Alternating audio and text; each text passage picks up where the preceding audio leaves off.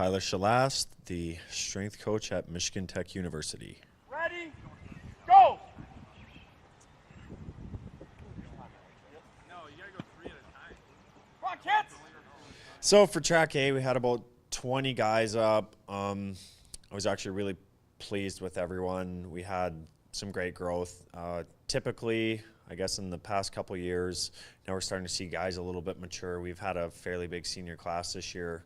That obviously helps a lot. I think we have maybe 6 or 7 seniors and they're all active, so that really helps with them playing a part, kind of getting everybody going. And not only that, but they're at a little bit more of an advanced program level, so it's kind of neat to see where a guy like Jake Lucchini or Jake Jackson would come in for their first track A versus a guy like Mike Neville or Brent Baltus or Reed Suros, guys like that, kind of to see where they're at after the 6 weeks. So it's kind of cool.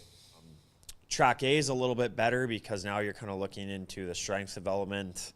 I would say that that's probably the main purpose of it, is you have 6 weeks.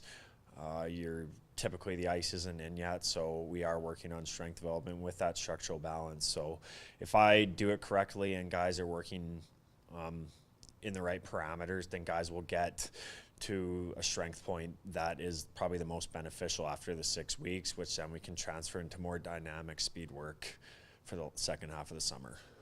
Yeah, so I mean, typically I think most of the guys know me that on Fridays is kind of going to be the day that we kind of get after it, team competition wise and stuff like that. I actually bought some prowlers. There's some pretty neat sleds. They're basically big rigs that you just push around.